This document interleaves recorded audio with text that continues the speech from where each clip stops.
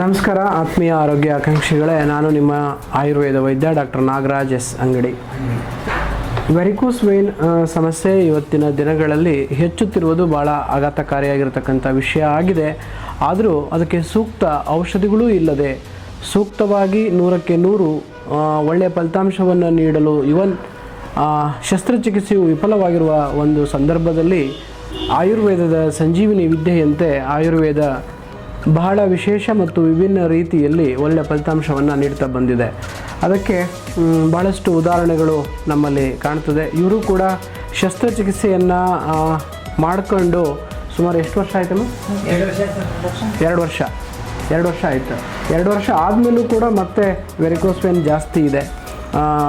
ಅಂದರೆ ಶಸ್ತ್ರಚಿಕಿತ್ಸೆಯು ಕೂಡ ಅಪೂರ್ಣ ಅನ್ನೋದನ್ನು ನನ್ನ ಕಡೆ ಸುಮಾರು 200ರಿಂದ 300 ರೋಗಿಗಳು ಶಸ್ತ್ರಚಿಕಿತ್ಸೆ ಆದ ನಂತರ ಇನ್ನೂ ಹೆಚ್ಚಿನ ತೊಂದರೆ ಇರೋರು ಇದ್ದಾರೆ. ಸೊ ಅದರಲ್ಲಿ ಇವರು ಒಬ್ಬರು ಸಹ. ಅದರ ಜೊತೆಗೆ ಇವರಿಗೆ ಎಕ್ಸಿಮಾ ಇದೆ. ನಾವು ಆಯುರ್ವೇದದಲ್ಲಿ ವಿಚರ್ಚಿಕ ಅಂತೇಳಿ ಬಹುದ್ರವ ಅಂದರೆ ಕಫ ಪ್ರಮಾಣ ಜಾಸ್ತಿಯಾಗಿ ಜೊತೆಗೆ ಪಿಡಿಕ ಸ್ರಾವ, ಸೊ ಕಫ ದೋಷಗಳ ಒಂದು ಪ್ರಭಾವ ಜಾಸ್ತಿ ಇರುವ ಕಾರಣ ಇದು ಬಹಳ ತೀವ್ರವಾದ ಕಡಿತ ಬರುತ್ತೆ ಅಲ್ವಾ? ತುಂಬ ಕೆರೆತ ಇದ್ದರೆ ಹೆಂಗೆ ಕೆರೆತನ ಇರಬೇಕು ಅನಿಸುತ್ತೆ. ಬಿಸಿನೀರು ಹಾಕ್ಕೊಂಡ್ರೆ ಗಂಡನೂ ಬೇಡ ಮಕ್ಕಳು ಬೇಡ, ಇದೇ ಸುಖ ಸಾಕು ಅನಿಸುತ್ತೆ. ಅಷ್ಟು ತೀವ್ರವಾದ ಸುಖವನ್ನು ನೀಡುತ್ತೆ ಆ ಟೈಮಲ್ಲಿ. ಸ್ನಾನ ಮಾಡಿ ಹೊರ ಬಂದಾದ್ಮೇಲೆ ಗೊತ್ತಾಗುತ್ತೆ ನಾನು ಏನು ಮಾಡ್ಕೊಂಡೆ ಅಂತ ಅಲ್ವಾ? ಸೊ ಅಷ್ಟೊಂದು ತೊಂದರೆ ನೀಡುವಂಥ ಎಕ್ಸಿಮಾ ಇದು. ತದನಂತರ ಈ ಎಕ್ಸಿಮಾ ಬಹಳ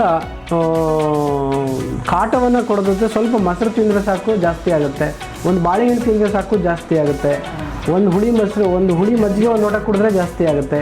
ಅದೇ ರೀತಿ ಚಪಾತಿ ತಿಂದರೆ ಜಾಸ್ತಿ ಆಗುತ್ತೆ, ಬರೀ ಒಂದು ಉದ್ದಿನ ವಡೆ ತಿಂದರೆ ಜಾಸ್ತಿ ಆಗುತ್ತೆ. ಸೊ ಈ ಥರ ಆಹಾರಗಳನ್ನು ತಿಂದರೆ ಜಾಸ್ತಿ. ನೀವು ಚಿಕನ್ನು ಮಟನ್ನು ಮೊಟ್ಟೆ ಯೂಸ್ ಮಾಡಲ್ಲ ಅನ್ಕೋತೀನಿ, ಆದರೆ ಯಾರು ಚಿಕನ್ನು ಮಟನ್ನು ಮೊಟ್ಟೆ ಯೂಸ್ ಮಾಡ್ತಾರೆ ಅವ್ರಿಗೂ ಜಾಸ್ತಿ ಆಗುತ್ತೆ.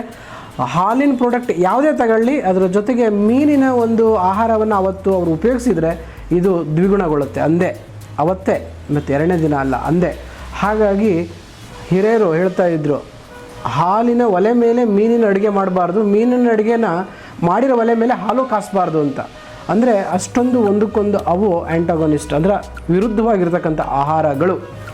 ಆ ಥರದ ಆಹಾರವನ್ನು ತಿಂದಾಗ ನಮ್ಮ ದೇಹದ ರಕ್ತ ದೂಷಿತವಾಗಿ ರಕ್ತದಿಂದ ಜನಿತವಾಗಿರತಕ್ಕಂತಹ ಈ ವಿಚರ್ಚಿಕ ಅಥವಾ ಎಕ್ಸಿಮಾ, ಅದರಿಂದ ವೆರಿಕೋಸ್ ವೇನ್, ದೇಹದ ತಾಪಮಾನ ಏರುಪೇರಾಗಿ ಅದರಿಂದಲೇ ಇವರಿಗೆ ಸಯಾಟಿಕ ಇದೆ.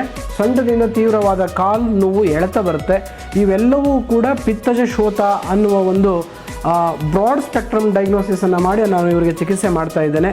ಸೊ ಅದಕ್ಕೆ I am very sure she will get good results within 21 days with no doubt. So ಆ ಥರದೊಂದು ಚಿಕಿತ್ಸೆ ಮಾಡ್ತಾ ಇದ್ದೇನೆ.